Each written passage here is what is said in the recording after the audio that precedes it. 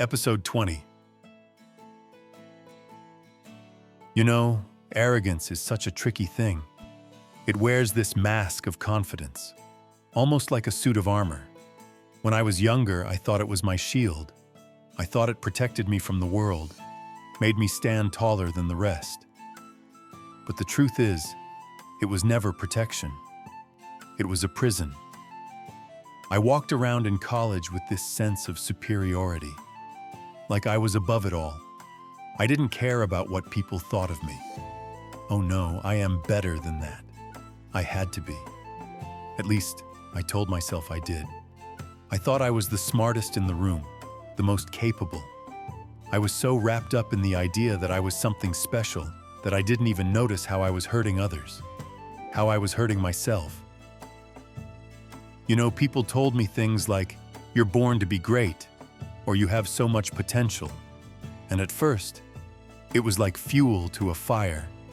But then, it started to feel like a heavy burden. Because with all those expectations came a belief that I had to be the best. No, I had to be above the rest. And that's where arrogance took root. Arrogance isn't just about acting superior. It's about dismissing people. It's about thinking that because you're on top, you can look down on everyone else. You forget that each person's journey is their own, just as valuable, just as meaningful. You think you have it all figured out, and in that belief, you lose sight of what truly matters: connection, humility, kindness. I used to think confidence was the same as arrogance. I couldn't tell the difference. I believed that as long as I was confident in my own abilities, that was enough. But confidence doesn't need to boast. Confidence doesn't demand admiration. Confidence is quiet. It's grounded.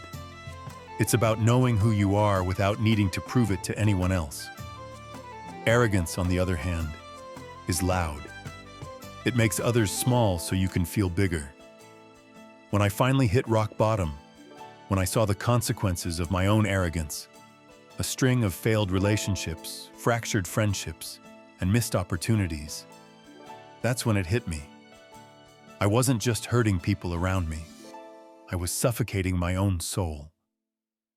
I look back now and realize how much I missed out on, how much I didn't truly experience because I was so focused on maintaining this image of success, of power, of superiority. I thought that was what mattered. But what really matters? What really lasts? I'll tell you what I've learned. It's humility. It's the quiet moments of reflection, where you finally let go of that armor and just breathe. It's the humility to admit that you're not always right, to recognize that there's a greater wisdom at work, one that doesn't come from your own limited perspective. I remember one day, I was sitting with this physician in Rome. He was a man who had accomplished so much in his career, or so he claimed. The more he spoke, the more he inflated his ego. But when his wife walked into the room, something in me clicked. She just gave him this look, a knowing, almost tired look. And in that moment, I realized something profound. Arrogance is exhausting, and it doesn't last. I don't want to live like that anymore. I don't want to look back on my life and see a string of triumphs that I can't even enjoy, because I was too busy looking down on others. I want to live with a heart open to others, full of understanding, full of grace. Because the truth is, the more you open yourself to the world, the more it opens back to you. God's wisdom. That is what I was missing all along. I wasn't meant to be the center of my own universe. I wasn't meant to be the loudest voice in the room. I was meant to serve, to listen, to share, to be present. So I prayed.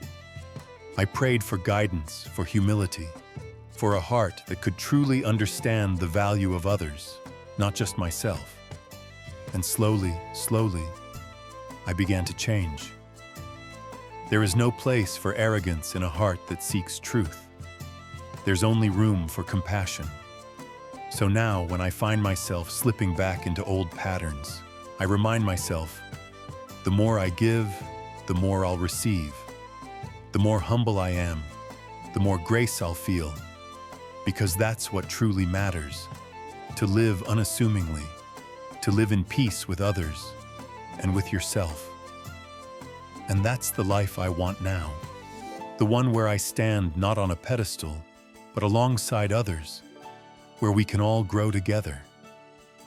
Isn't that what it's all about? I am Nelly Ferrari, and I live the Kodach secrets.